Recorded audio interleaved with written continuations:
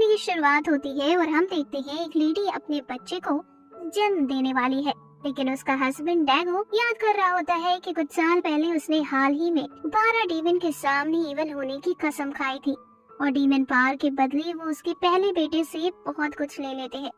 फिर हम देखते हैं कि डैगो का लड़का होता है, लेकिन उसके फेस पर स्किन भी नहीं थी और ना ही फेस ठीक था, तो डैगो उसे एक बोट में रखकर नदी में छोड़ देता है। फिर हम 16 साल बाद का सीन देखते हैं। अब वो लड़का बड़ा हो चुका था और अकेले ही ट्रैवल करता है। ट्रैवल करता हुआ वो लड़का एक छोटे लड़के को देखता है जिसका नाम डोरोरो है। हालांकि वास्तव में ये लड़की है, लेकिन ये बाद में पता चलेगा। उसे 3 लोग मार रहे हैं, लेकिन तभी उनके ऊपर एक डीमन अटैक कर देता है। फिर वो लड़का उन्हें बचाने के लिए डीमन से फाइट करने लगता है और उस डीमन को हरा भी देता है और वो डीमन मर जाता है। हम देखते हैं डीमन के मरते ही हॉल हेल में एक डीमन के स्टैचू के ऊपर बिजली गिरती है, जिससे वो स्टैचू टूट जाता है और साथ ही तभी उस लड़के की गायब स्किन भी वापस आ जाती है। दूसरी तरफ हम डैगो के दूसरे बेटे को देखते हैं जिसका नाम दामारू था, लेकिन उसकी मदर अब भी अपने पहले बेटे के बारे में ही सोच रही थी। फिर हमें उस लड़के का नाम पता चलता है जो कि याकीमारू था। डोरोरो याकीमारू के साथ ट्रैवल करने लगता है और हम देखते हैं कि याकीमारू ना ही देख सकता था, ना ही बोल सकता था और ना ही सुन सकता था, लेकिन याकीमारू के पास किसी भी नॉर्मल ह्यूमन से ज्यादा पावर थी। साथ ही मार्शल आर्ट में भी बहुत अच्छा था और याकीमारू किसी की भी सोल का कलर देखकर पता लगा सकता था कि वो इंसान उसके लिए अच्छा है या बुरा। डोरोरो याकीमारू को एक विलेज में ले जाता है जहां उन्हें किसी मॉन्स्टर को खत्म करने का काम मिलता है जो ट्रैवलर्स को मार रहे हैं। वहां वो एक ब्लाइंड आदमी बेहोशी से मिलता है जिसके पास याकीमारू जैसा पावर था, जो किसी को भी सोल से पहचान सकता था। फिर कुछ इन्वेस्टिगेशन के बाद उन्हें पता चलता है कि वो लेडी जिसने उन्हें काम दिया था वो ही असल में डीमन है। तो याकीमारू की उससे फाइट होती है और वो उस लेडी को मार देता है, जिससे फिर से एक और डीमन का स्टैचू टूटता है, जिससे अब याकीमारू की फील करने की एबिलिटी वापस आ गई थी। हम कुछ साल पहले का सीन देखते हैं। एक आदमी जुकाई सेंसेई जो कि एक डॉक्टर है, उसे याकीमारू मिलता है और वो उसे घर ले जाते हैं। जुकाई ही याकीमारू को नाम देते हैं और साथ ही नकली स्किन बनाते हैं जिससे वो नॉर्मल रह सके।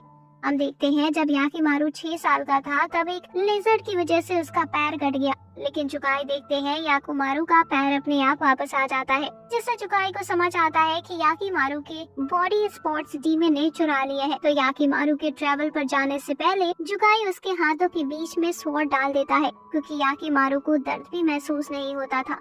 हम फिर से प्रेजेंट में आ जाते हैं जहां हम देखते हैं कि याकीमारू पहली बार बारिश को फील कर रहा था। तभी उसे एक डीमन का धोना महसूस होता है, तो वो उसे ढूंढता हुआ फॉरेस्ट में चला जाता है और हम देखते हैं याकीमारू और जिस डीमन की स्वॉर्ड से फाइट भी होती है, लेकिन वो डीमन अपनी स्वॉर्ड की मदद से याकीमारू का पैर काट देता है और भाग जाता है। लेकिन फिर याकीमारू का तो पैर वापस आ जाता है और वो उस डीमन की स्वॉर्ड की मदद से उस डीमन तक पहुँचता है और उसे इस बार मार देता है, जिससे याकीमारू की सुनने की पावर वापस आ जाती है।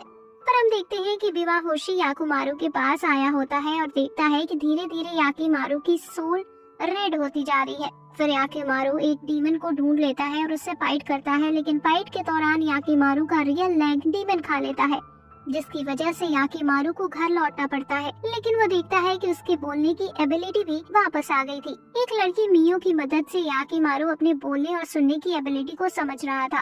हम देखते हैं कि याकीमारू ठीक से हील भी नहीं हुआ था, लेकिन वो उस डीमन को मारने पहुंच जाता है और मार भी देता है। डीमन को मारने से याकीमारू का लेग भी वापस आ जाता है।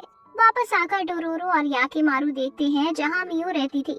वहाँ ड्रैगो ग्रुप के लोगों ने सभी को मार दिया था, क्योंकि उन्हें लग रहा था कि मियो एक स्पाई है। तो याकीमारू सभी ड्रैगो ग्रुप के लोगों को मारता है। डोरोरो याकीमारू के शांत होने में मदद करता है। फिर वो सभी का फ्यूनरल करके आगे बढ़ जाते हैं। ट्रैवल करते हुए डोरोरो और याकीमारू एक रिचुअल देखते हैं जिसमें एक लेडी को सेक्रीफाइस के लिए ले जाया जा रहा था, लेकिन एक लड़का सारो सेक्रीफाइस होने से रोकने की कोशिश कर रहा था।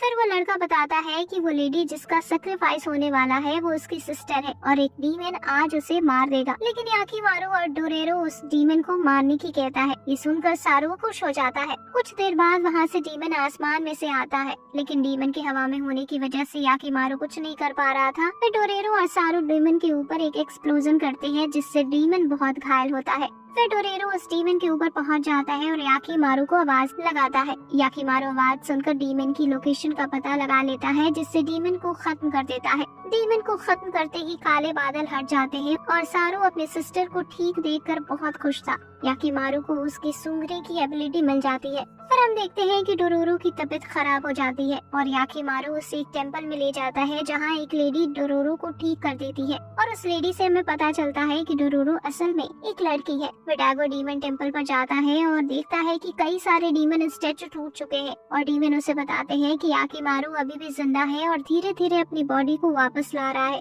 दामारू को पता चलता है कि उसके फादर किसी बेबी की तलाश में है, तो वो भी निकल जाता है उसे ढूंढने। दामारू एक विलेज में पहुंचता है जहां उसे पता चलता है कि एक मॉन्स्टर जो कि रिवर में है वो लोगों को मार रहा है, तो दामारू उसे मारने निकल जाता है। हम देखते हैं दामारू उससे फाइट करता है और उस मॉन्स्टर को मारने भी वाला था, लेकिन तभी वो मॉन्स्टर पानी के अंदर चला जाता है। फिर दामारू एक ट्रैप बनाता है जिसमें अगर मॉन्स्टर आ गया तो वो सारे पानी खत्म कर सकेंगे, जिससे मॉन्स्टर फिर भाग न पाए। फिर हम देखते हैं दामारू का प्लान कामयाब भी होता है और वो मॉन्स्टर ट्रैप में फंस जाता है। फिर दामारू उससे फाइट करता है, लेकिन वो मॉन्स्टर दामारू के एक सोल्जर को पकड़ लेता है। तभी वहाँ याकीमारू आ जाता है और उस मॉन्स्टर को खत्म कर देता है। दामारू सोचने लगता है कि ये बंदा कौन है। फिर वो याकीमारू से मिलता है और उसे पता चलता है कि वो दोनों ट्रैवलर्स हैं, लेकिन दाहीमारू को नहीं पता था कि याकीमारू उसका भाई है। फिर डोरोरो और याकीमारू एक लड़की की वॉल देखते हैं जिस पर डीमन का कर्ज था। वॉल की दूसरी तरफ वो देखते हैं कि डैगो के दुश्मनों की लाशें थी। डैगो अपने सोल्जर्स को याकीमारू को खत्म कर देने का ऑर्डर देता है, लेकिन याकीमारू की मदर डैगो को रोकने की कोशिश करती है, लेकिन डैगो नहीं रुकता और ये सारी बातें दामारू भी छुपकर सुन रहा था। फिर दामारू को एक लेडी मिलती है जो कि याकीमारू के जन्म के टाइम वही थी और वो बताती है कि कैसे डीमन सब कुछ खा जाते हैं लेकिन उस लड़के को जिंदा छोड़ देते हैं। उसी रात हम देखते हैं कि उस वॉल के पास डीमन आ जाता है और याकीमारू उससे फाइट करने लगता है। डोरेरो को कुछ सोल्जर्स पकड़ लेते हैं।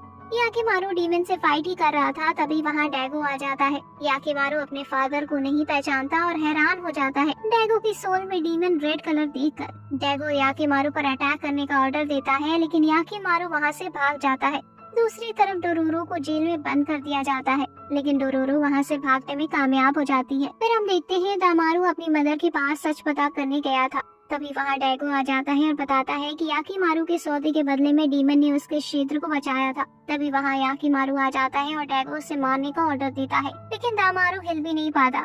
डैगो दामारू से पूछता है कि क्या वो अपने भाई को बचाने के लिए अपने क्षेत्र को दांव पर लगा देगा। पर हम देखते हैं कि सोल्जर उसी वॉल के पास कुछ लोगों को मारने वाले थे, लेकिन तभी वहाँ डीमन आ जाता है और याकीमारू भी उसे मारने आ जाता है। लेकिन तभी दामारू अपने फादर की बात मानकर वहाँ आ जाता है और याकीमारू से फाइट करने लगता है, लेकिन याकीमारू दाईमारू के स्वॉर्ड भी तोड़ देता है और साथ ही उसकी एक आंख भी काट देता है। फिर याकीमारू उस डीमन से फाइट करता है और उसे भी मार देता है। फिर डोरोरो और याकीमारू की एक मॉन्स्टर से फाइट हो जाती है, जिसकी वजह से एक विलेज में आग लग जाती है और बहुत सारे लोग मर जाते हैं। फाइट जीतने के बाद डोरोरो याकीमारू से पूछती है कि क्या उन्होंने जो किया सही किया, लेकिन याकीमारू कहता है कि इसके लिए सिर्फ डीमन को मारना जरूरी है, जिसकी वजह से डोरेरो और याकीमारू दोनों अलग अलग रास्ते पर चले जाते हैं। हम देखते हैं डोरोरो को उसके फादर मिलते हैं, जो उसे बताते हैं डोरोरो की पीठ पर एक मैप है और बाकी का मैप डोरोरो की मदर की पीठ पर बना है। तो उनके पास उसकी मदर का तो मैप था, लेकिन डोरोरो का नहीं था। तो अब वो डोरोरो को अपने साथ चलने को कहते हैं, लेकिन डोरोरो मना करती है। तो उसके फादर उसे उठाकर ले जाते हैं।